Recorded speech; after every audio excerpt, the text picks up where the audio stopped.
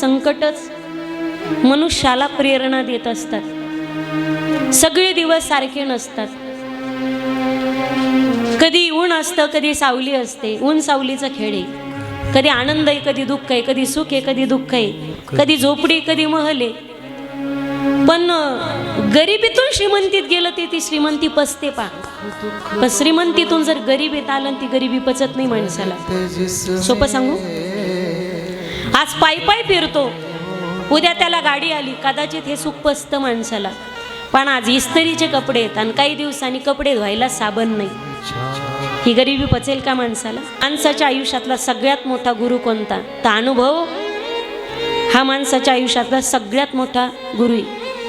लोक म्हणतात तुकोबाराय गरीब होते, अरे 65 लाखाची सावकारकी ज्या माणसानं 400 वर्षापूर्वी बुडवली, ते तुकोबाराय गरीब होते का? 65 लाखाची सावकारकी बुडवली, दुष्काळ पडला, लोकांकडे पैसे नाहीत, आपल्या वाट्याच्या सगळ्या वया इंद्रायणीत बुडून टाकल्या। हे तुकोबारायचं जीवन आहे। मला सांगा, एखाद्या कोण नोटरे केलं तुम्ही, ही सरपवती ती फाडून टाकता का तुम्ही? हा हा, एखादा बदलला, त्याचा बदला घेण्यासाठी पुन्हा जन्माला येते माणसं। मी पुन्हा येईन या नाही येईन, लोक विसरतील? एखाद्याला दिलेले पैसे विसरतात लोक? 65 लाख तेव्हाचे विचार करा तुम्ही, 400 वर्षापूर्वीचे 65 लाख म्हणजे आता त्याची किती किंमत झाली? त्यावेळी रुपयाला सुद्धा किती भाव होता, पैशात व्यवहार होत होता तेव्हा। मला चांगलं आठवतंय, 4 आण्याचा आम्ही एक चॉकलेट आणत होतो मी लहान असताना। मग मी 2री 3रीत गेले, मग 8 आण्याला किंमत आली, आणि मग रुपये 4 आणे तर बुडाली, 8 आणे बुडाली। पण 4 आणे मला कळतात पा, मी 4-5 वर्षाचे असताना 4 आणे चालत होती, 25 पैसे चालत होती, तेव्हा किती किंमत होती त्या आण्याला सुद्धा। आता नाही, आता 65 लाख तेव्हाचे म्हणजे आताचा विचार करा तुम्ही। एवढे श्रीमंत असताना सुद्धा तुकोबाराय, दुष्काळ पडला, पाटील कोपला, वैराग्य उत्पन्न झालं। जगद्गुरु तुकोबारायचा एवढा त्रास झाला, एवढे हाल झाले, एवढा वनवास झाला, पण जगद्गुरु तुकोबारायचे शब्द आहेत माईबाप, बरे झाले देवा निघाले दिवाळे, बरी या दुष्काळी पीडा केली, बरे झाले देवा बाईल कर्कशा, बायको पहिली मेली आणि जी केली ती काय कमी भांडत होती का? प्रेम किती होता आवली आई साहेबांचंही पुढे पाहणार आहोत आपण। तिने म्हणावं, माझ्या चौघ्या बहिणी नांदती सुखाने, माझी कर्मरेखा कैसी देवा। मोठ्या घरची लेक होती नाही, माझ्या माय बापे बरे नाही केले, माझ्या माय बापे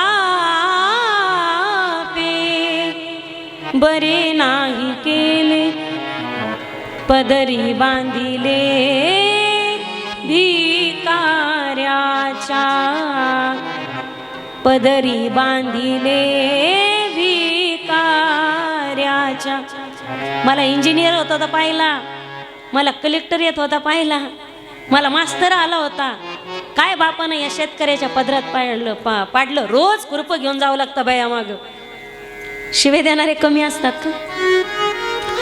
माझ्या चौघ्या बहिणी नांदती सुखाने, माझी कर्मरेखा कैसी देवा। माझ्याच वर का ही वेळ आली, आणि त्या कद्र तुकोबारायने म्हणावं, देवा बाईल कर्कशा भेटली म्हणून तुझं भजन करण्यासाठी मला भंडारा सापडला। भंडारा कधी भामचंद्र, कधी भुराड्या डोंगरावरती जगद्गुरु तुकोबारायने भजनासाठी जाऊ। काय भाग्य असेल हो त्या भंडाऱ्या डोंगराचं? जगात डोंगर नाहीत का? हा, जगात डोंगर नाहीत का? पण काय भाग्य असेल त्या भंडाऱ्या डोंगराचं, की भंडारा डोंगराचा दगड ना दगड कित्येक युगांपासून माझ्या जगद्गुरु तुकोबारायची वाट पाहत होता। तुकोबाराय येतील, भजन करतील आणि मला पवित्र करून टाकतील। कमी भाग्य असेल का त्या दगडाचं सुद्धा भाग्य माईबाप। जगद्गुरु तुकोबाराय जायचे एकांतात या सगळ्या त्रासाला कंटाळून आणि भजन करायचे। बोलावा विठ्ठल पाहावा विठ्ठल, बोलावा विठ्ठल पाहावा विठ्ठल करावा विठ्ठल जीवे भावे बोलावा विठ्ठल पाहावा विठ्ठल बोलावा विठ्ठल पाहावा विठ्ठल.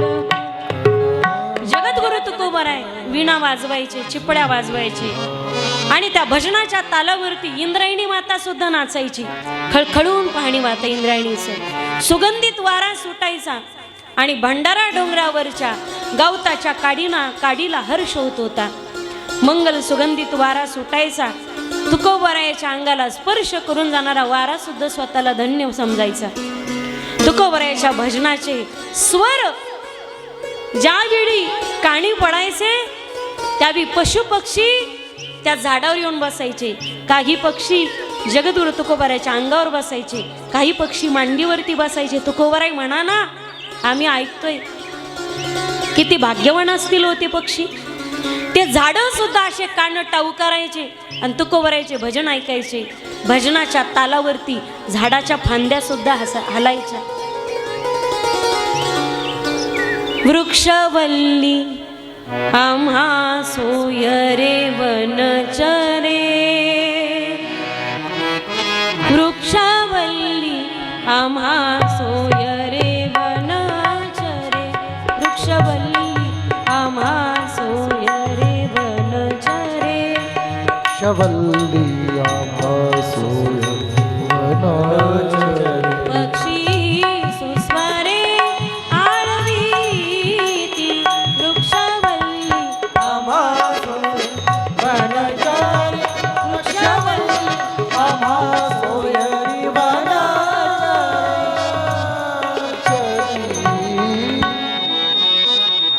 तेने सुखे रुचे एकांताचा वास, नाही गुण दोष अंगा येती, वृक्षवल्ली आम्हा सोयरे वनचरे, वृक्षवल्ली आम्हा सोयरे वनचरे. आकाश मंडप पृथ्वी आसन, रमे तेथे मन क्रीडा करी, वृक्षवल्ली आम्हा सोयरे वनचरे, वृक्षवल्ली आम्हा सोयरे वनचरे. जगद्गुरु तुकोबाराय भजन करू लागले आणि आवली आईसाहेब त्रस्त व्हायच्या बरं का. आवली आईसाहेब भांडत होत्या, पण जिजाबाईचं प्रेम किती होतं तुकोबारायवरती. श्रीमंताच्या घरची पोरगी होती, दिसायला कमी देखणी नव्हती बर, पण माझ्या सौंदर्यावर जर भाळले तर महाराज भजन करायचे नाही म्हणून वेडी वाकडी राहत होती. प्रेम किती होतं मायबाप. नवऱ्याला घास भरवल्याशिवाय जी घास तोंडात घेत नव्हती, सगळं काम आटपावं, टोपलं भरावं आणि आवली आईसाहेबांनी निघावं. महाराज अहो तुम्ही भजन करण्यासाठी तुम्ही घराबाहेर निघतात, तुमची वाट पाहता पाहता थकून जातात माझे डोळे, पायी थकतात, पण महाराज तुम्हाला भजन करायला माझी ना नाही, पण जाताना मला नेमकं सांगत तरी जात जा. आज मी बोराड्या डोंगरावर चाललोय, भामचंद्रावर चाललोय, भंडाऱ्यावर चाललोय. एवढे सगळे डोंगर चढायचे म्हणजे हा काय कमी आटापिटा असतो का महाराज? सांगून तरी जात जाऊ. आवले सोपं आहे ना, बोलू नका. जिथं 3 डोंगराची वाट फुटते पा देऊच्या बाहेर, जिथं 3 डोंगराला वाट फुटतात 3, काय करायचं आवले? तिथं कान लावायचा. ज्या रस्त्याने विठ्ठल विठ्ठल असा आवाज येईल ना, त्या रस्त्याची माती घ्यायची आणि कानाला लावायची. ज्या रस्त्याने विठ्ठल विठ्ठल असा आवाज येईल समजायचं त्या डोंगरावर मी गेलोय. आता बोलू का? तुकोबाराय ज्या वाटेने गेले त्या रस्त्याची माती विठ्ठल विठ्ठल म्हणत होती. आपण पाहिलं जानाबाईच्या गौऱ्या विठ्ठल विठ्ठल, आपले थोबड विठ्ठल विठ्ठल म्हणत नाहीत. हा, किती मोठं दुर्दैव आहे. त्यांचा स्पर्श झाला तर माती विठ्ठल विठ्ठल करते. केवढं भाग्य देहूगावचं. जगद्गुरूंच्या येण्याने देहूगाव पवित्र झालं. मायबाप आवली आईसाहेबांचं खूप प्रेम. एकदा काय झालं, भाऊ आले घरी, आवली आईसाहेबांचे भाऊ आले आणि बायका माहेरचं कुणी आल्यानंतर किती आनंदात असतात हे वेगळं सांगायची गरज नाही. असं म्हणतात असं म्हणतात की लहान लेकरं घरी आले ते काय पाहुणे रावळे घरी आले की लहान लेकरं येडेवणी करते. गाव जवळ आलं का बैल येडेवणी करते आणि माहेरचं कोणी आलं की माता भगिनी येडेवणी करतात. तिचं चित्तच राहत नाही जागेवर. स्वयंपाक केला, आवली माझा भाऊ आला, वाणी तिनीचा भाऊ आला, असा स्वयंपाक केला. स्वयंपाकात मीठ कशातच घातलं नाही पा. आणि तुकोबारायांना सांगितलं तुम्ही जेवायला बसा पंक्तीला. मला सांगा घरी कोणी आल्यानंतर घरचा कशासाठी बसवावं लागतो? काय कमी जास्त पाहुण्याला सांगता येतं का? आणि तो भाऊ असा टोचून टोचून खायचा, टोचून टोचून खायचा. आणि जगद्गुरु तुकोबार लाभ रे बरकत रे लाभ रे असे यथेष्ट बक्षिले पोट धायवरी तृप्ततेचा ढेकर दिला. तुकोबाऱ्या भजनाला गेले पा. तुकोबाऱ्याने भजन केलं, ते भजन केलं आणि तुकोबाऱ्या भजन करून घरी आले. ही वाटच पाहून होती दारात. पाहुणा झोपीला दारातच उभी. तुकोबाराय भजन करून आलं म्हणजे तुकोबारायचं भजन झालं आणि हिनंच घरी चालू केलं.